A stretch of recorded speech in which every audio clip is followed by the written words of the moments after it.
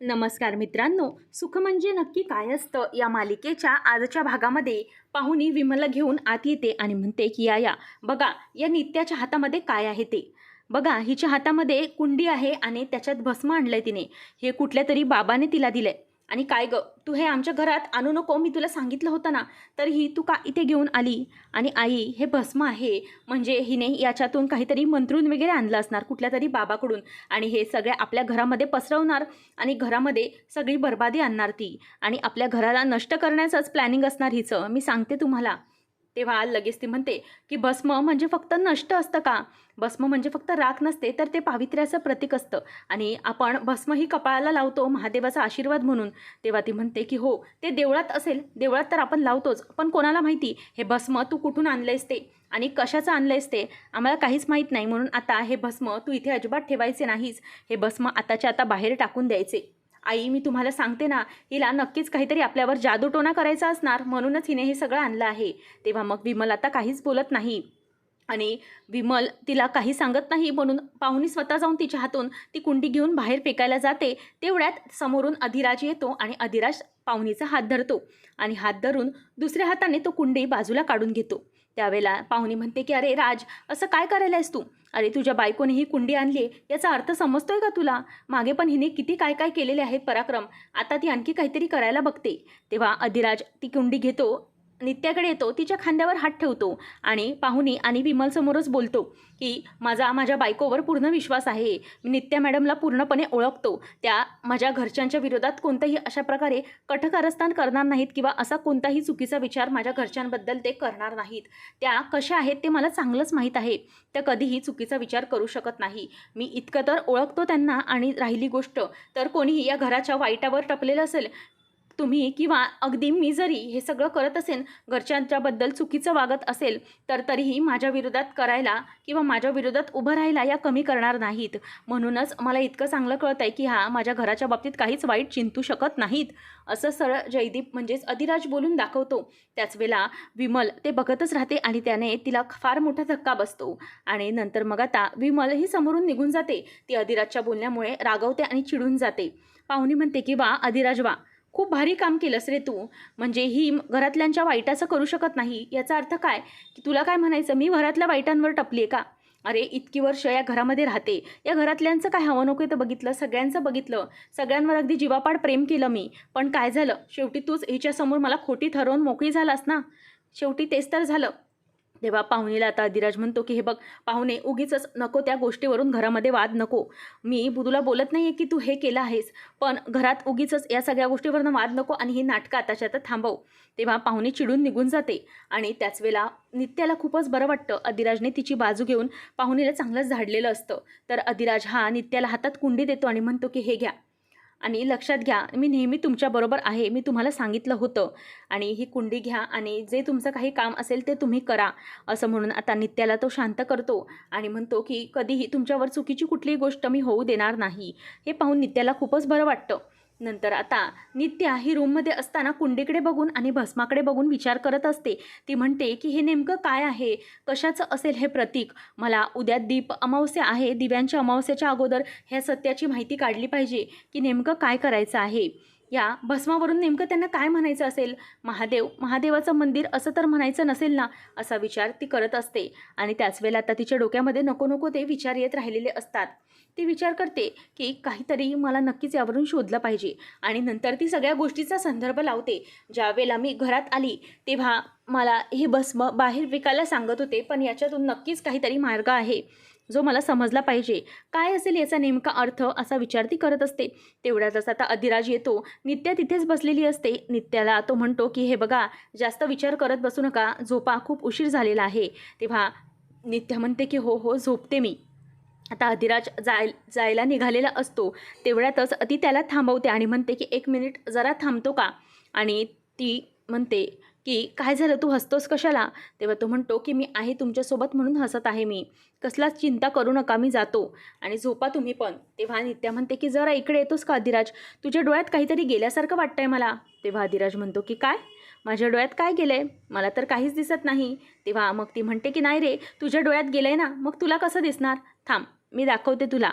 आणि मग अधिराजला ती जवळ घेऊन बसवते आणि म्हणते की इथे बस, थांब मी फुंकर मारते, मग ते काय असेल ते निघेल डोळ्यातून. म्हणून आता अधिराजचा डोळा ती बघते आणि त्याच्या गालावरून प्रेमाने हात फिरवत असते आणि त्याचा डोळा उघडते. अधिराज एक डोळा मिटून घेतो आणि म्हणतो की बघा काय आहे का डोळ्यात, काय आहे.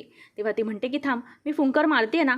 असं म्हणून आता अधिराजच्या डोळ्यात ती प्रेमाने अगदी फुंकर मारायला लागते आणि ते अधिराज बघतच असतो. आता दोघं असे एकमेकांच्या जवळ आलेले असताना अचानक सावरी येते आणि म्हणते की काय चाललंय काय तुमच्या दोघांचं. अरे जर काही असं असेल तर दरवाजा बंद करून घेत जा ना.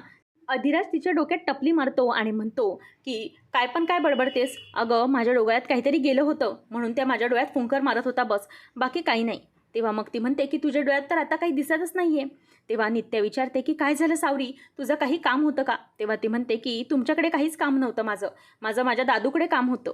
तेव्हा मग अधिराज म्हणतो की बोल काय झालं. आणि अशा तुटक वागण्याचा अधिराजलाही खूप त्रास होत असतो. नंतर ती म्हणते की अरे उद्या आपल्याला जायचं आहे, माहिती आहे ना, तू येणार आहेस ना माझ्यासोबत, बँकेत जायचं आहे आपल्याला. तेव्हा अधिराज आठवतो आणि म्हणतो की हो आहे माझ्या लक्षात, मी काही विसरलेलो नाही आहे, ठीक आहे जा तू झोप चल. तेव्हा मग ती म्हणते की तू बी जाऊ लवकर झोपायला. आणि असं म्हणून ती तिथून निघून जाते.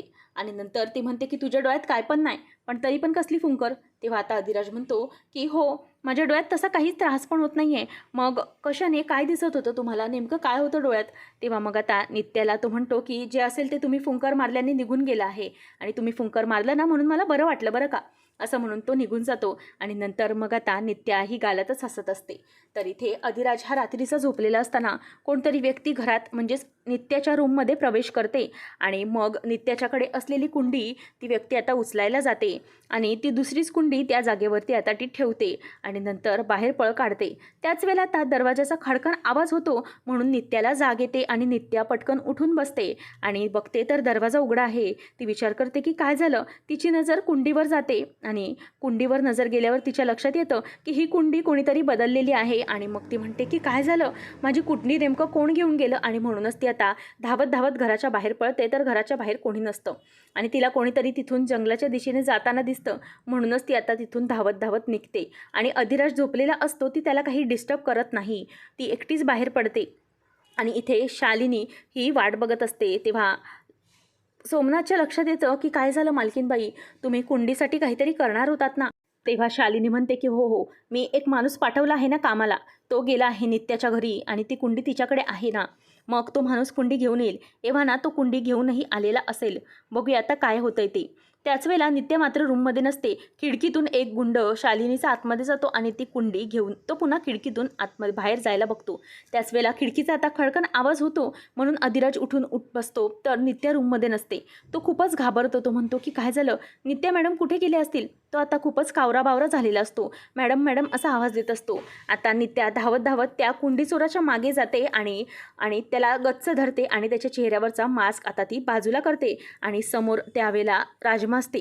राजमाला पाहिल्यावरती नित्या म्हणते की काय अगं तू लक्ष्मी, तू इथे कशी काय. तेव्हा ती म्हणते की अगं आई, ही कुंडी चोरण्यासाठी आले होते मी तुझ्यापासून घेऊन जायला. तेव्हा ती म्हणते की का गं काय झालं, तू ही कुंडी का घेऊन चालली होतीस.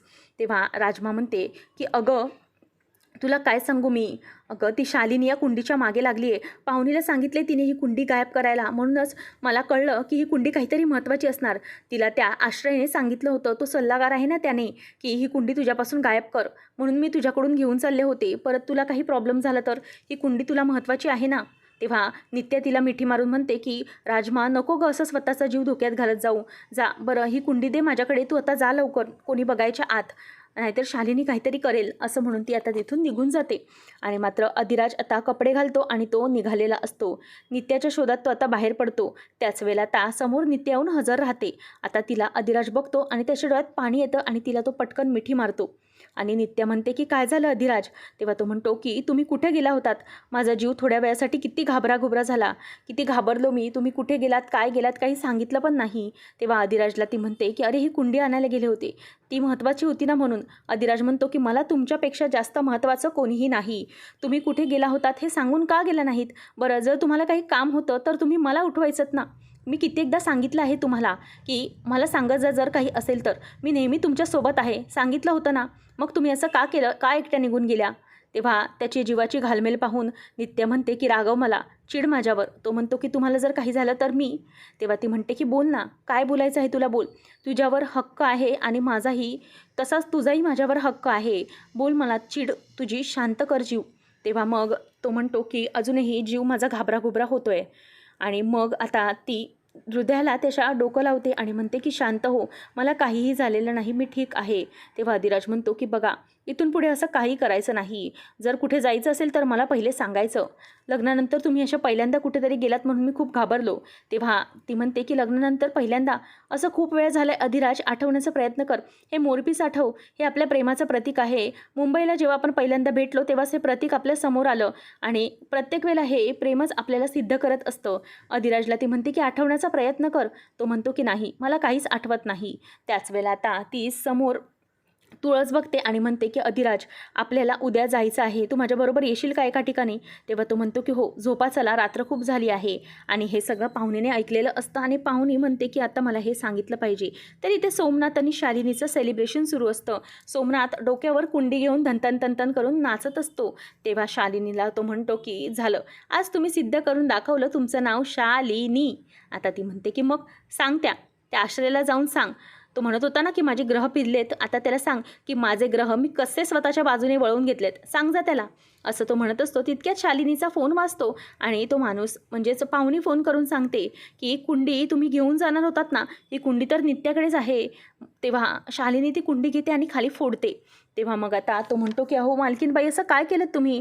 तेव्हा ती म्हणते की मग अरे त्या नित्याने फसवलं आपल्याला, ती ओरिजिनल कुंडी आहे ती तिच्याकडेच आहे, ही खोटी कुंडी तिने तिथे ठेवली होती. आणि मग आता शालिनी म्हणायला लागते की आपल्याला आता गाफील राहून चालणार नाही, थांब. आता आपल्याला काही ओव्हर रिॲक्ट करायचं नाही. ती नित्य शांतपणे खेळते ना, आपणही पेशंटलीच खेळायचं. आश्रयच्या सांगितल्याप्रमाणे पेशंट व्हायचं नाही. आपण आता बघूया काय करतं ते. पुढे शांततेने डोक्याने लढलं पाहिजे आपल्याला, असं ती म्हणत असते. तर इथे अधिराज आणि नित्य आहे देवळात आलेले असतात आणि ते दिवे लावत असतात. नित्य म्हणते की हे झाले पूर्ण दिवे, आता हे दिवे आपण आजूबाजूला देवळात लावायचे आहेत. आणि नित्याचबरोबर अधिराजही ते सगळं हसत हसत करत असतो आणि म्हणते की चला आता आपण दिवे लावूया. तर आता दिवे लावत असताना एक म्हातारी ही बाजूने जात असते. बॅगेमधून एक अल्बम खाली पडतो. अधिराज म्हणतो की ओ आजी, तुमच्या बॅगेतून काहीतरी खाली पडलंय ओ आजी, असा तो हाक देत असतो. मात्र आता तिथून तो अल्बम उचलतो तर नित्याचा आणि अधिराजचा म्हणजे जयदीप आणि गौरीच्या लग्नाचा फोटो असतो. तेव्हा अधिराज म्हणतो की हा तर तोच फोटो आहे जो मला नित्या मॅडमने अगोदर दाखवला होता. नंतर आता नित्या ही एक म्हातारीला बघते आणि ती म्हातारीच्या मागे मागे जाते आणि म्हणते की एक मिनिट, कोण आहात तुम्ही. तेव्हा समोर जेव्हा ती बघते तेव्हा ती अम्मा असते. आता अम्माला पाहिल्यावरती तिला जबरदस्त धक्का बसतो. आता तिच्या लक्षात येतं की अम्मा तुम्ही, आणि ती हाक मारते की गौराबाई. आता इथे अम्मा आणि नित्याची भेट झालेली असते. आता अम्मा ही नित्याला या सगळ्यातून बाहेर काढायला कशी प्रकारे मदत करणार आणि जयदीपला त्याची आठवण कशी करून देणार हे पाहणं रंजक ठरणार आहे. अशाच अपडेट्ससाठी आताच आपल्या चॅनलला सबस्क्राईब करा.